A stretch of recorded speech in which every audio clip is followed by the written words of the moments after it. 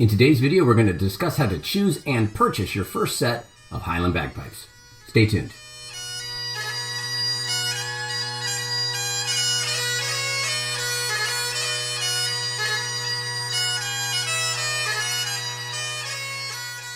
Well, hello everybody, I'm Matt Willis Bagpiper, and on this channel I make videos to make you a stronger and more confident piper. If you like this kind of content, please think about giving the video a like, subscribing to the channel, and commenting below with any thoughts you might have.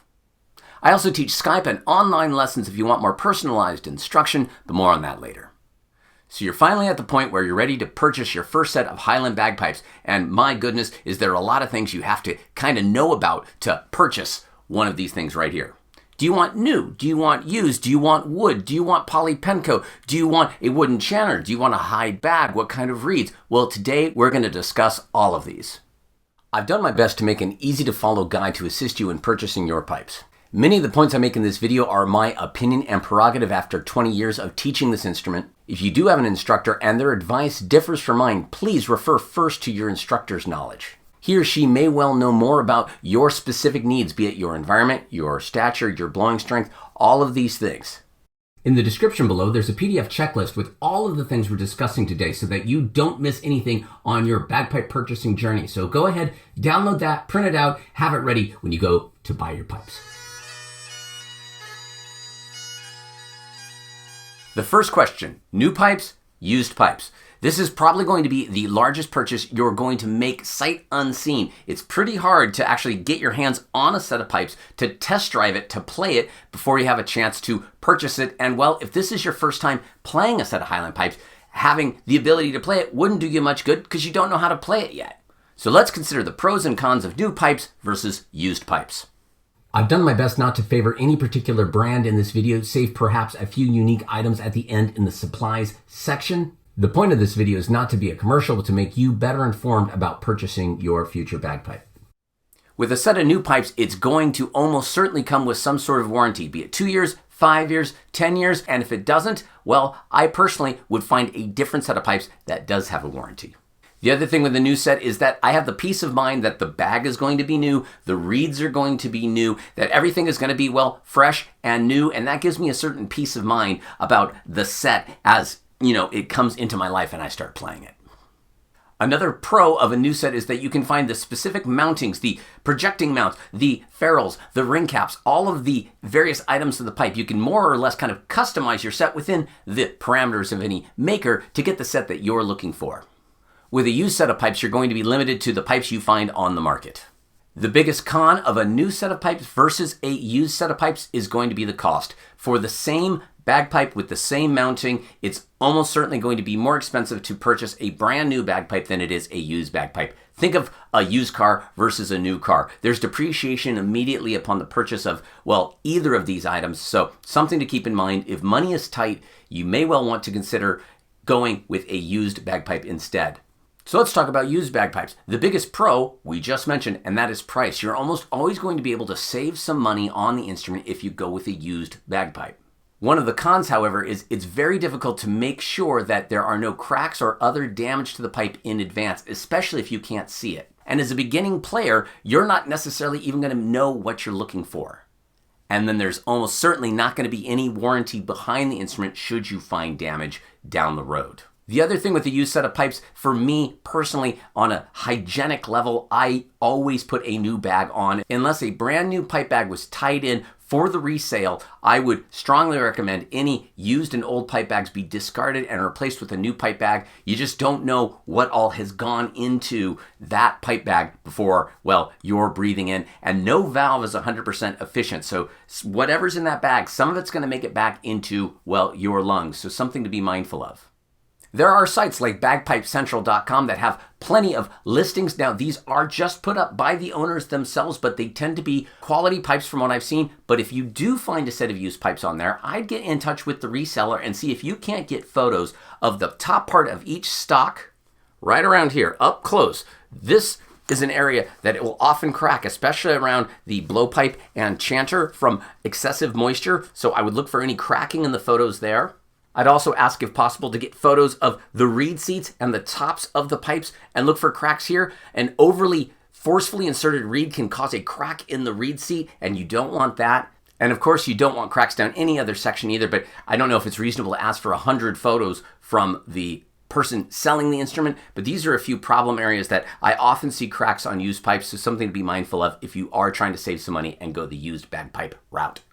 If at all possible, it'd be best if a more experienced bagpiper could inspect the set of pipes before it's purchased, but that's generally not going to be available to you. Most all of these purchases are going to be online, so it's just not terribly feasible, but if it is an option, you can get your hands on the pipes and get a more experienced piper to inspect them first. That might be able to give you some peace of mind about the purchase you're going to make.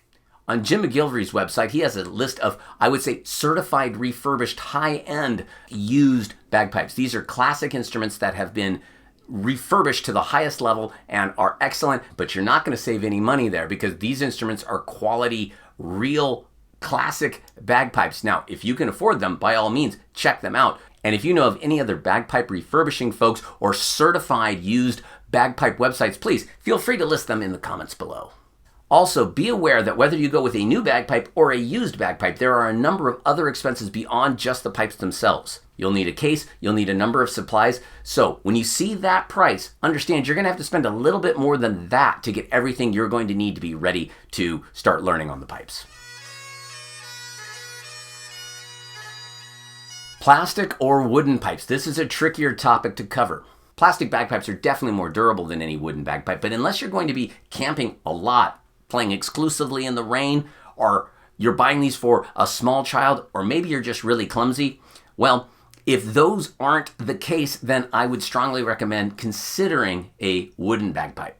So my experience is with plastic bagpipes. So that's Polypenco, Delarin, Acetal. There's a number of brand names of the plastic. I'm going to use the term poly bagpipe instead of plastic or one of the other names. That's typically what I see them referred to online in various discussions. So the normal complaint I hear about poly pipes is that the tone is shrill or harsh. I don't necessarily find that true. You have to properly set up any bagpipe, poly or wood, for it to sound as rich and full as it can.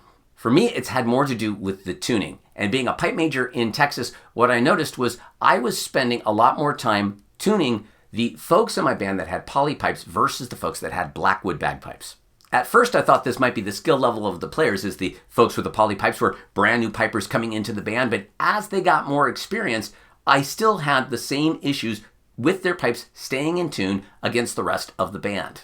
My best guess is that the Polypenco or plastic expands or contracts more quickly in heat or cold than the Blackwood. And if I'm wrong on this, and I'm not a plastic scientist, please comment below with your knowledge on the topic.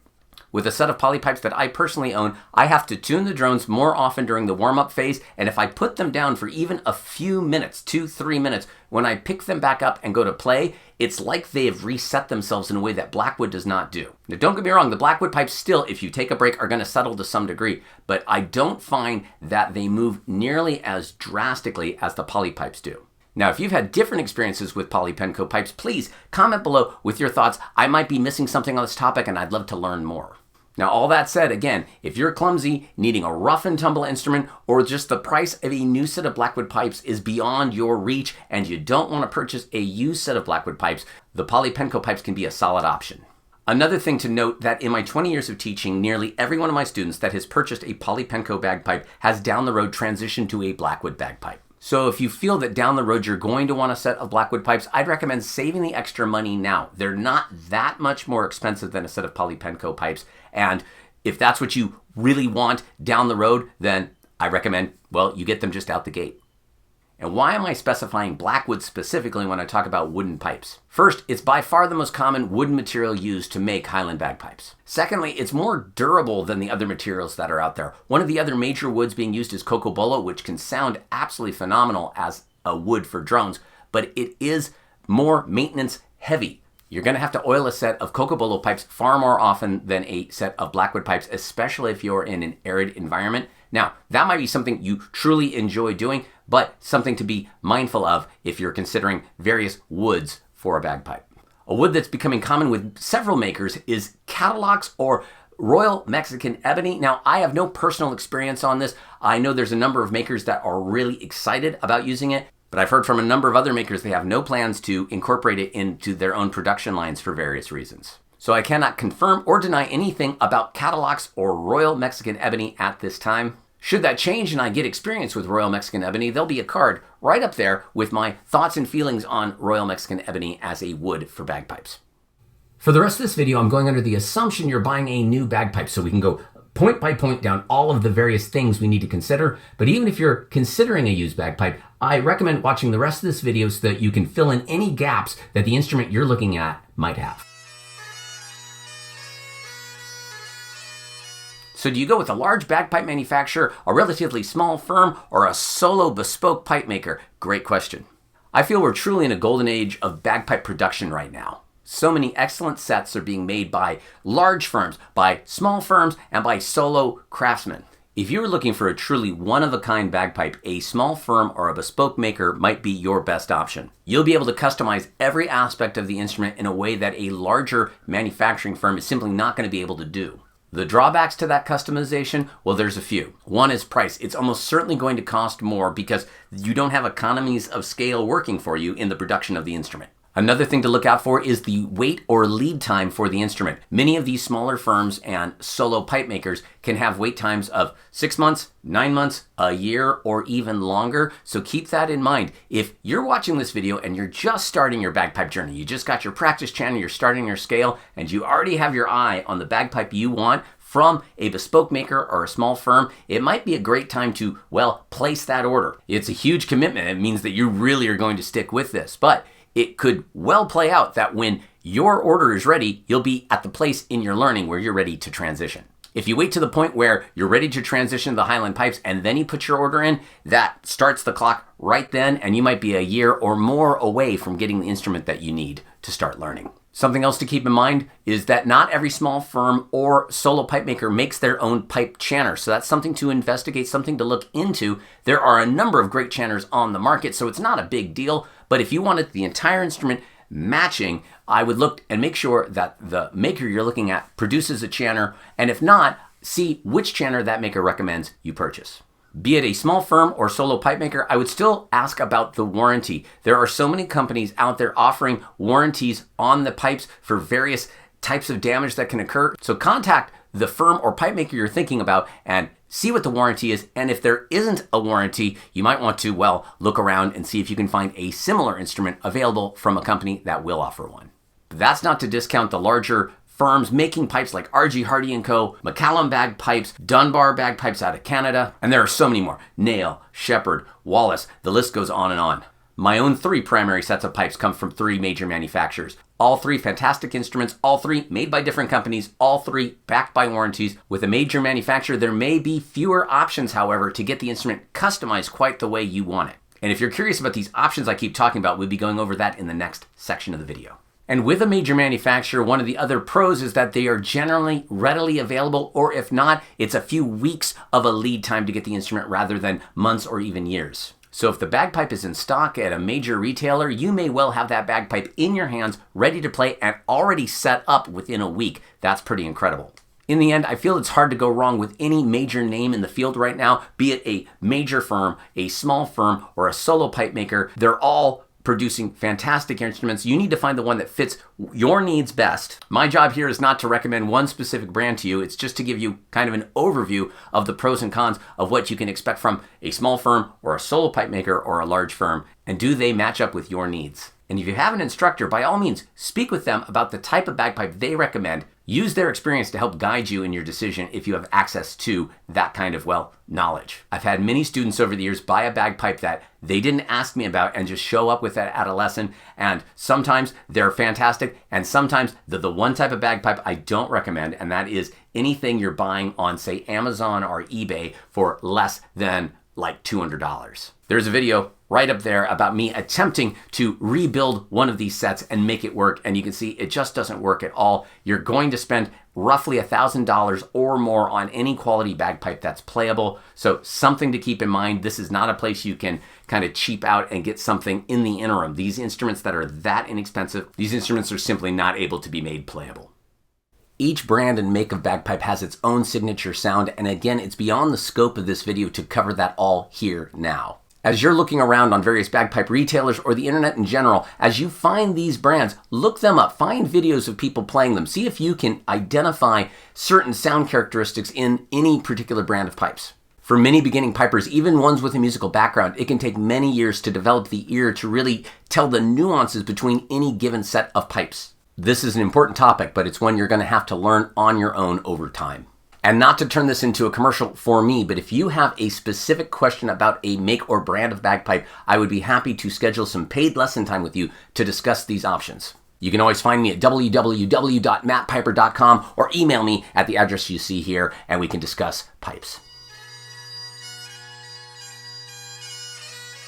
So while the general configuration of a Highland bagpipe has remained the same for quite some time, pipe bag, chanter, blowpipe, bass drone, and 2 tenors, the style of the pipes themselves can vary a lot. That said, everything we're about to discuss is just cosmetic. These are things that make the bagpipe look different. They do not alter the sound. In fact, I have a video right up here comparing a fancy set of Peter Henderson pipes made by R.G. Hardy with their basic smooth-turned entry-level Blackwood model, the RG00, and you'll hear, spoiler alert, that they sound basically identical. So let's talk about what these options are. The exterior finish of the wood itself. Now, many bagpipes have what is called combed and beaded exteriors, and that is alternating rows of combing, close ridges with beads, rounded bits. But there's also flat combed, where you can see there's just areas of combing, and between them, there is just smooth Blackwood. And then there's also smooth turned Blackwood, where the exterior finish is just a smooth, shiny Blackwood, often shows more wood grain. The exterior finish on some modern R.G. Hardy pipes, and I believe the Marr Bagpipe Company is also doing it now,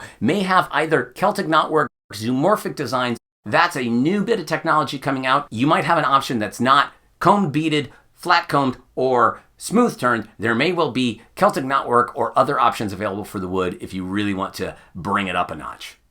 All of my bagpipes have what are called projecting mounts. These are these mushroom-shaped bits, if you will, that kind of stick out. They act as bumpers, more or less, when you set the pipes down. Now, they're often made of a somewhat valuable material, so I don't try to get them all scratched up. But it does offer a bit of protection to the instrument when you lay it down versus, say, a button mount. You can see here in the photo of the button mount that it's much closer to the instrument. More of the instrument is often making contact with whatever surface you're laying on. And sometimes the button mount is an integral part. It's actually the same wood as the rest of the instrument rather than a contrasting wood or a separate piece.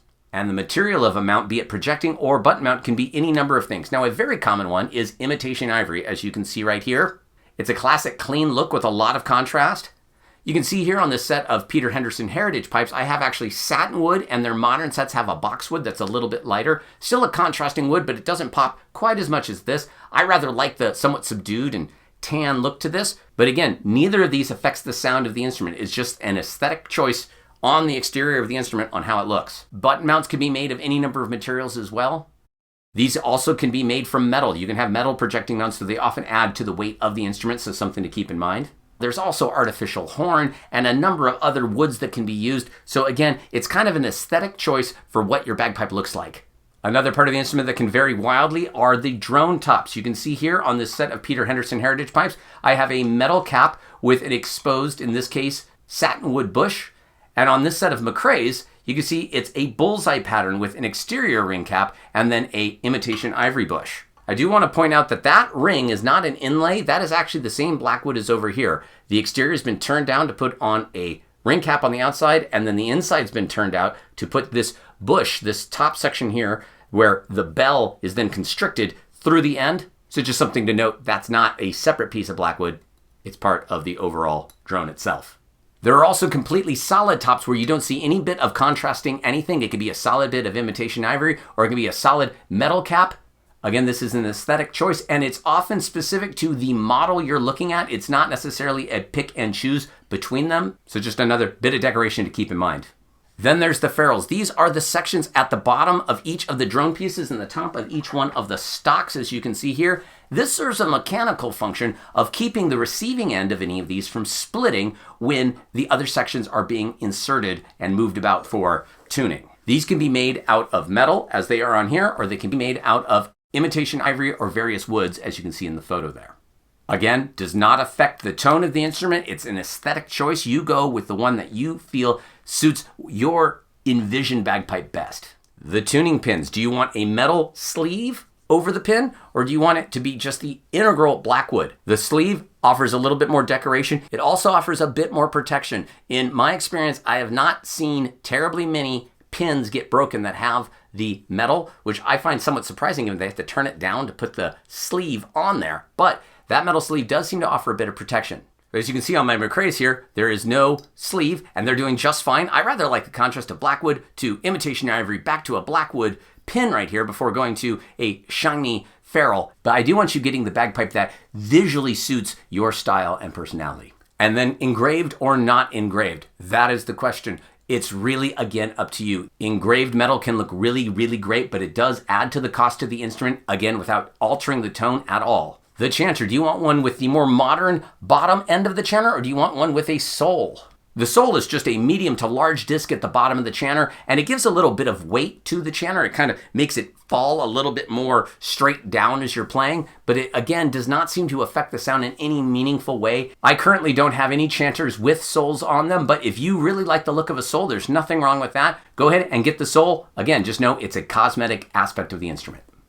Also to note, if your chanter does have a sole and you should want to resell that chanter later, it's going to have a smaller market. Not only because not everyone wants a sole, but the sole might be made out of a material that doesn't match anything on another bagpipe. A soleless chanter, boy, that doesn't sound good, but a soleless chanter is going to be available to anybody because there's nothing distinctive on the chanter to make it mismatch another part of a bagpipe.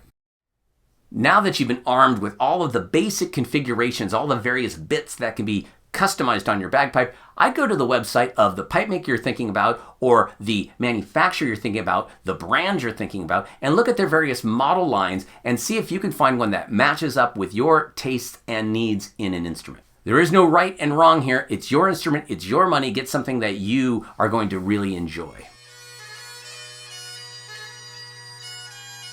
Plastic or wooden pipe chanter. This is where I will alter my stance from earlier. I actually believe that every piper's first chanter should be a polypenco or plastic chanter. First, I have not noticed the tuning issues with poly chanters versus wooden chanters that I've noticed with poly drones versus wood drones.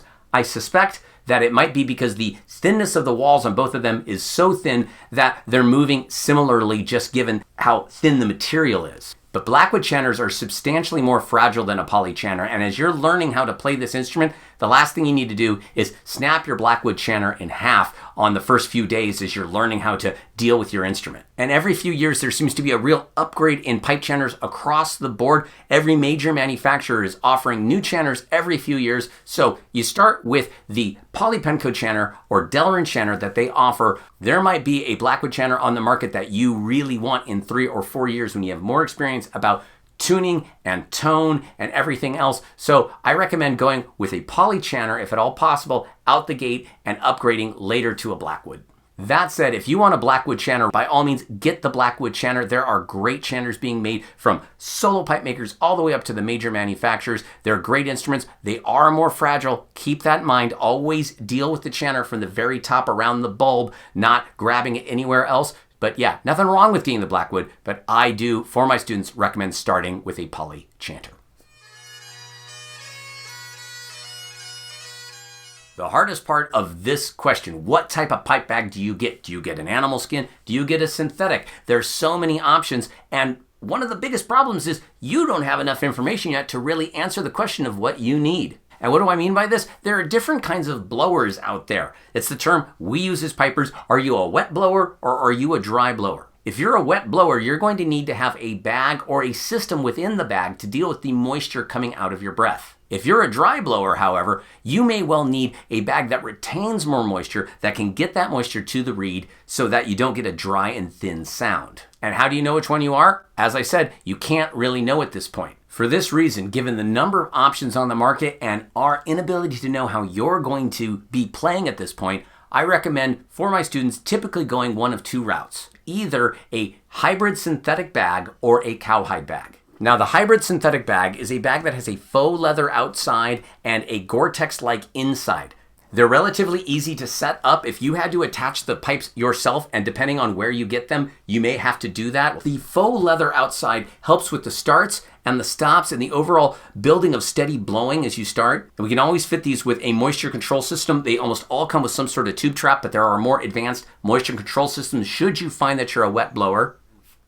And why I don't recommend the most affordable pipe bag option, the pure synthetic bag, just the Gore-Tex bag itself. Well, I find that for the beginner, they're harder to control. They're harder to strike in, they're harder to cut off, and they're harder to develop steady blowing on. This instrument is tough enough to learn already, and we don't need to make it harder yet still. That said, if you're on a budget and that pipe bag will allow you to get into the set of pipes you want, and you just don't have the extra money to go to a synthetic hybrid bag, by all means, get the bag. They work just fine. They're a little bit more difficult. If you do have the money, I recommend the synthetic hybrid bag as opposed to the pure synthetic bag. But again, if you're on a budget, the pure synthetic will work just fine. The two main brands of synthetic pipe bag, at least in North America, are Bannatyne and Canmore. There's also the Ross bags from Australia. I've played on all three of these brands. They all make fantastic pipe bags. They all work just fine. There are indeed other pipe bag makers on the market making synthetic bags, but I don't have experience with them. I don't mean to not include them in this list, but I can't discuss something I haven't tried. So if you see a synthetic pipe bag that is not a Canmore, Bannatyne, or Ross, by all means, look it up. Go online, find reviews on that bag. You might find it's a wonderful bag that people really love it. I just haven't tried them. Or if you wanted a more traditional experience, you could go with a cowhide bag. There's a number on the market. One of the ones that's most readily available is the Ganaway bag, but there's also the Lee & Sons bag. I know Bagpipe Bags makes a cowhide pipe bag. There's a number of cowhide pipe bags on the market. If you choose to go with a cowhide bag, understand that you'll need to season, prime, or dress the bag. There's different terms for all of this depending on the brand, but we'll go over more on that in the supply section of this video. These won't deal with moisture as well as, say, a goatskin or a sheepskin, but you might not need that level of moisture control, and we all have to start somewhere, and I think having a million options is just too many. So I'd recommend either a hybrid synthetic if you want to go with a synthetic bag, or a cowhide pipe bag if you want to go with a more traditional leather bag. I don't typically recommend a sheepskin or a goatskin bag for a beginner. They're a premium product, and they have a premium price, and they generally need more maintenance than a cowhide bag. And if you do choose to go with a cowhide pipe bag, there are different options available for that. Some bags are sealed, they have no way into the bag. Other bags have zippers. That's going to allow you to get into the bag to put in additional moisture control or valves, should that be something you want in the future. There's also grommeted and ungrommeted versions. The grommets are rubber collars that the stocks fit through. They make attaching everything easier, but it gives the bag a slightly less ergonomic shape. But if you're going to be attaching these yourself, then you may well want to go with the grommets. It's an easier process to attach everything. And there's a link to a playlist up above and in the description below about tying into various bags, so you can check that out. It's beyond, again, this video to discuss setting up the pipes right now, but know that there are options. There are grommeted and ungrommeted leather bags, and there's zippered and unzippered bags. So that's kind of three different varieties. You could have just a sealed bag, you could have a zipper bag, you could have a grommeted bag, or you could have a grommeted and zipper bag. So just keep that in mind. I tend to get bags with zippers these days. I think it's very useful to be able to get in the bag, but I prefer the feeling and ergonomics of a traditionally tied-in bag over grommets, but the grommets make for a far easier process of setting up. And to note, the pipe bag is a wear item. It can last anywhere from 3 to 5 years, sometimes longer. I don't know if I've gotten longer than 5 years out of a pipe bag. So this is not a forever decision. If down the line you can't stand your pipe bag, it's not the cheapest thing in the universe to change out, but it is definitely something that we could swap out and replace with a different material should you not like the one that your pipes initially come with. The size of your pipe bag. This is a very important thing to try to get right, and again, somewhat difficult to determine when you've never played the pipes before. On screen now and in the description below, you'll see a chart listing heights and pipe bag sizes. If you're 5'3" to 5'7", you'll want a small, and if you can find an extended model, that would be great because it allows more air in the bag without making it any bigger around. If you're around 5'7" to around 6'1", you'll want a medium bag. 6'1" and up, you'll want a large. And I don't know if I've ever seen anyone tall enough to need an XL bag, but they do make them. If you're a tall guy, 6'4" or higher and have long arms, perhaps an extra large bag is what you need. You want your pipe bag to hold as much air as possible, but you also want your arm to be able to get around it comfortably without too much tension on your forearm from the bag pressing into it. This chart also assumes that you're of a normal build. If you are obese or extremely muscled, like a bodybuilder, then you might want to go down a size because you'll have less space under your arm due to your physical build. And again, no judgment in any of this. I just want to make sure you get into a pipe bag that's going to work for you.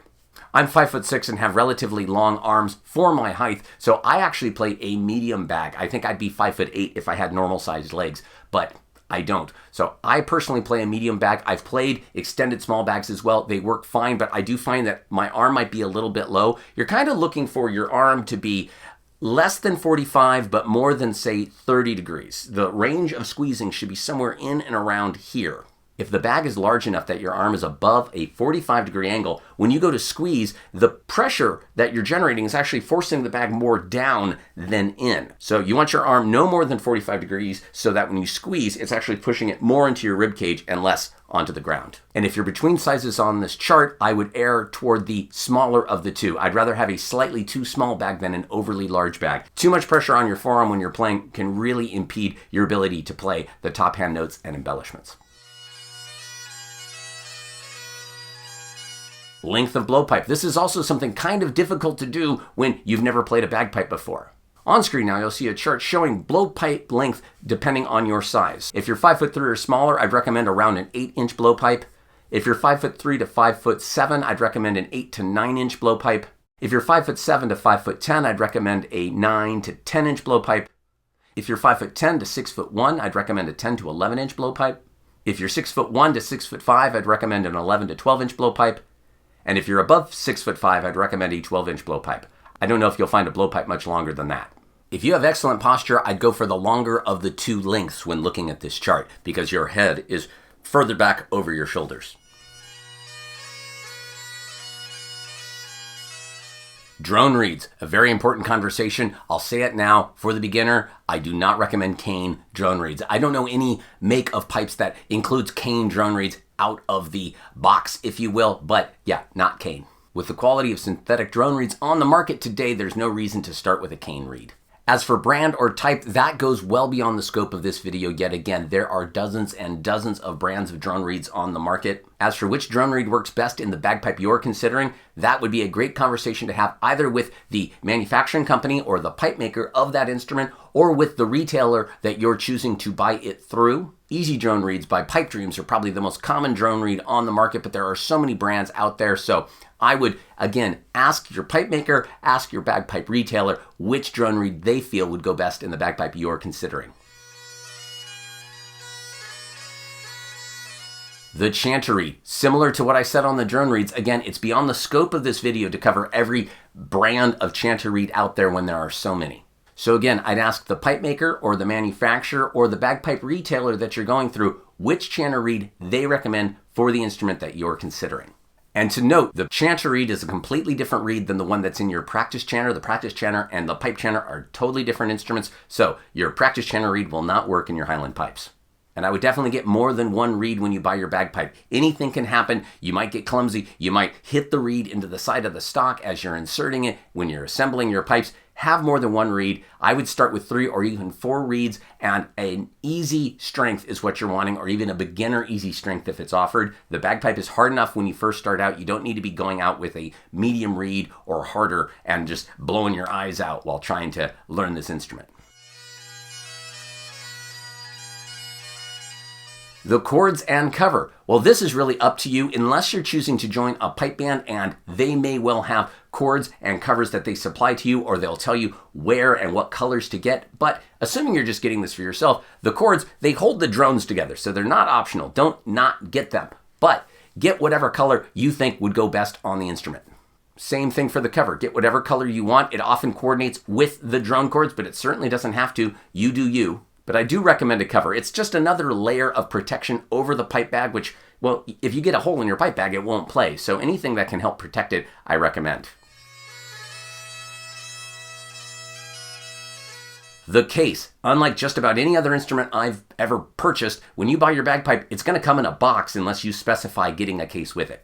What kind of case? The most popular ones on the market these days are semi-rigid backpack style cases or duffel style cases. These work just fine. They don't offer the most protection, but they do a great job of holding the pipes and the supplies. They just aren't something like I'd want to shove at the bottom of a trunk and put other luggage on top of. You'd have to treat your pipes a little bit more gently, but they do work just fine. I personally use a Pelican 1510, and boom, review right there to that particular case. It's not designed as a pipe case, but it works really well. It's very durable. It has wheels and a handle, so I can walk it around an airport and everything else without having to carry it in my hand. But I do have to break the pipes down a little bit more to fit them into the dimensions of that case. So anyways, check out that video if you want to see the case I use myself. At this point, you might want to go with just the least expensive case option they offer, and I totally understand that. You'll understand the needs you have in a case later as you continue playing and learning and traveling. I do recommend getting a case of some sort. As for which one, look around. There's a lot of them out there, and find the one that either suits your needs or suits your budget, or maybe both. Drone valves and additional moisture control. As you build your bagpipe on a lot of these retailer sites, you'll see that they'll have drone valves or additional moisture control options available. What are these? Well, the drone valves are various devices that go at the bottom of the drone stocks that limit the air to the drones in some capacity to make them easier to start and stop. They also tend to make the drone a little quieter. For my students, I like them to start learning with just open drones that are communicating into the bag, that there's nothing at the bottom to limit the airflow going to them. I think it's important for the beginning player to learn how to properly start and stop their instrument and build steady blowing with the traditional non-valve configuration. You can always add them later if you have some difficulty with anything, but I recommend not starting with the drone valves. And besides, you spend enough money on all of the things you're buying today. This will save you a couple dollars. As for additional moisture control, at this point, if you've never played the pipes before, you don't know what your moisture needs might be. And if you're getting a synthetic bag, they tend to come with a tube trap of some sort. So that should be enough for a vast majority of players out there, especially as you're building your stamina. But if you find that you're needing additional moisture control down the line, there'll be future videos where I discuss this, but I think just the bag and whatever it comes with is a perfect starting point for a beginning player. Supplies. You're going to need a few extra things other than the instrument itself and the case that we discussed. What are those things? Well, here we go. Stock stoppers. These are large corks or rubber stoppers that will go into the stocks of your pipe and allow you to test your bag for airtightness. They're critical for a hide bag to allow you to be able to season the bag and make it airtight, and they're just as important for a synthetic bag for you to be able to test it on a regular basis to make sure that your bag isn't leaking.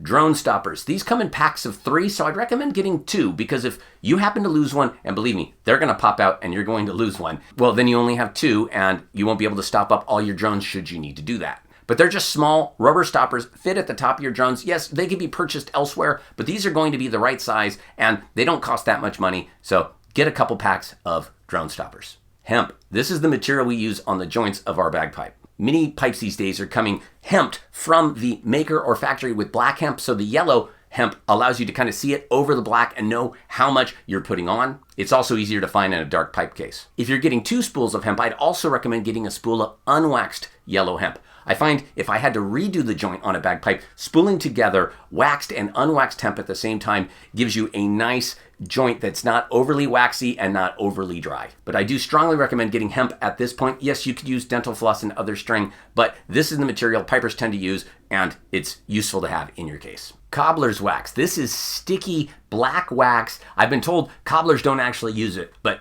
pipers do, and we use it to wax the string that we just talked about before we put it on the joints of a bagpipe. You want to make sure that the string sticks to the bagpipe itself and doesn't spin around. So it's not critical now, but you never know when you might need to redo the joint on a bagpipe should something happen, so I'd recommend getting some black cobbler's wax.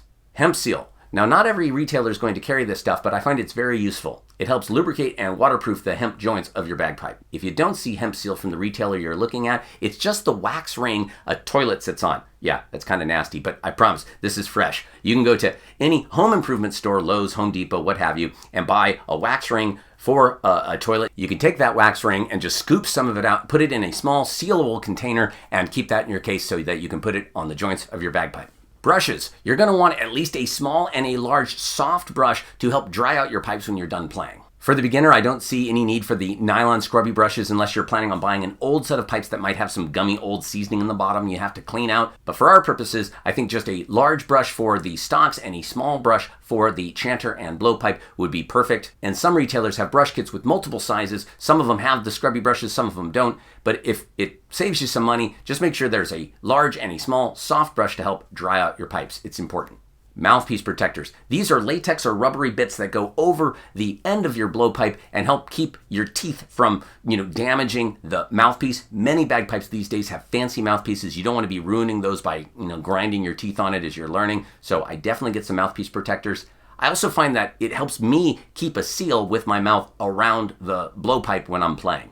If you have a hide bag, you're going to need some sort of seasoning, priming, or dressing. The most common seasoning on the market is Hardy's Airtight, and that works in just about every bag, but one of the most common bags I discussed earlier was the Ganaway bag, and it uses its own products. Theirs is a two-part system. It has a primer, and it will come with primer. The maker or retailer may well prime it for you. You might have to prime it yourself. I would ask that question when you're purchasing the pipes, but I would also purchase an additional container of primer because the primer in this case is going to be what makes the bag airtight. There's a separate dressing for the Ganaway bag that helps with the moisture, that it brings the moisture to the surface of the bag and helps it get out of the bag, but it doesn't do much to help with the air tightness of the bag. On the Ganaway products, that's what the primer is for. If you're going with any other type of bag, it's likely going to be the Hardy's Airtight that I recommend, but if that pipe bag maker has their own seasoning and recommends that, well, I would use the product that the pipe bag maker recommends for their bag. If you have a synthetic bag, do not get seasoning. You cannot fix any problem in a synthetic bag with seasoning. You just make a disaster out of the thing. Bagpipe tape. We use this to tune the notes on the Chanter, and you could use any sort of tape, but I find the bagpipe tape that most retailers have, it's the right size, it's a good texture, it tends to work quite well. I'd go ahead and get the bagpipe tuning tape from the retailer, and just another thing not to have to worry about or have to rummage through your drawer to try to find. The Chanter cap or reed protector. So we're not going to be storing our pipe chanter in the pipes itself. That will make the reed get moldy and nasty pretty quick. We're going to need to take it out and keep it covered so that it doesn't damage the reed. So these caps just go over the reed and typically have a little screw and allow you to safely store the chanter and reed together so that you don't have to untune your bagpipe, but it allows the reed to dry out. I would look for one that has a hole or more in it so that the moisture can go out. Again, we're trying to keep it from getting overly wet and nasty. I also recommend getting a second Chanter cap or moisture protector for your blowpipe. If you have the traditional flapper valve at the end of your blowpipe, there's a copper staple holding the little rubber bit on there, and if that gets bent while it's in your case, it's not going to seal very well, and it's going to make playing the pipes an awful lot harder. Protecting that valve while you're traveling could be pretty important. Hearing protection. Whether you buy the hearing protection that's available at your retailer or you just go to a home improvement place and buy some earplugs, I strongly recommend just right out the gate, you get used to wearing earplugs when you're playing. The pipes are extremely loud and I don't need anyone damaging their hearing, especially while playing indoors. Bagpipe cleaning spray. Most retailers these days have some sort of bagpipe cleaning solution spray, be it McLean's, Sanitone. There's a couple other ones I've seen on the market, but they're typically in little spray bottles and they can go a long way to keeping your blowpipe from getting overly nasty and other parts of your instrument. There's a lot of slobber and other things produced on the bagpipe, so anything that we can do to help keep the instrument a little bit more clean, I recommend. And on the nearly mandatory list for the beginning player, I strongly recommend the bagpipe gauge. This was developed by Yori Chisholm and you can get it at bagpipegauge.com. This is one of the times I'm specifically mentioning a product because I know it works well. It gives you a number and a visual readout of the amount of pressure and air going through your instrument. If you were working with me as your instructor, I find it critical so that I can know how strong your bagpipe is over a Skype or online connection. It might seem a bit expensive, but I promise you it's worth the money. It is a great product, and when I have a review on it, boom, it'll be right up there in the corner. And while you're over at bagpipelessons.com, I'd go ahead. He often bundles it with his Ultimate Reed Poker. This is a fantastic tool. It helps open up the staple on your reeds. I know I'm talking about some advanced stuff, more than we need to get into here, but this tool can help you save many reeds that otherwise might die prematurely. So I strongly recommend having this in your arsenal right out the gate so that you can save some reeds down the line.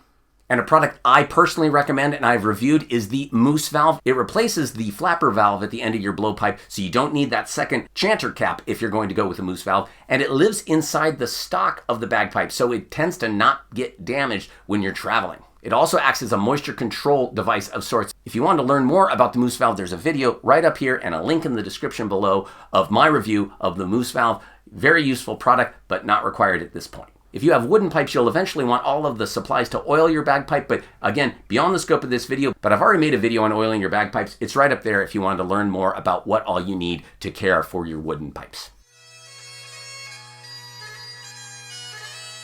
So this is a nearly impossible amount of information. So again, there's a PDF document checklist in the description below for you to line by line go through everything. I've done my best. I hope I haven't forgotten anything, but this should be everything you need to get started learning the Highland pipes. Again, if you have an instructor, I would discuss this with them. This video might help inform you, but lean into their knowledge. They know you, they know your environment, and they know the instrument, so trust your instructor. But if you don't have an instructor, I hope this video has been helpful for you on what all you need to purchase your Highland pipes. Well, thank you so much for watching, everybody. If you got something out of this video, please think about giving it a like, subscribing to the channel, and commenting below with any thoughts you might have. And if you wanted to go the extra mile, I also have a Patreon and a special shout out to Miss Carrie Tresek, my #1 supporter. You'll see names now of folks scrolling up. These are folks that contribute monthly to the channel. I'd love to add your name to this list. You get early access to videos and other perks, and there'll soon be unique special content for my Patreon members, so stay tuned for that. I also teach Skype and online lessons. Go ahead and head over to www.commandyourbagpipe.com or email me at the address you see down here, and we'll get you going. I'm working with folks from all over the planet, and I hope to work with you soon. I also have a line of Command Your Bagpipe merchandise with things like t-shirts and hats and hoodies and mugs. So go over, check out the merch, and let the world know that you command your bagpipe. Well, thank you so much for watching, everybody. Again, I'm Matt Willis Bagpiper, and until next time, cheers.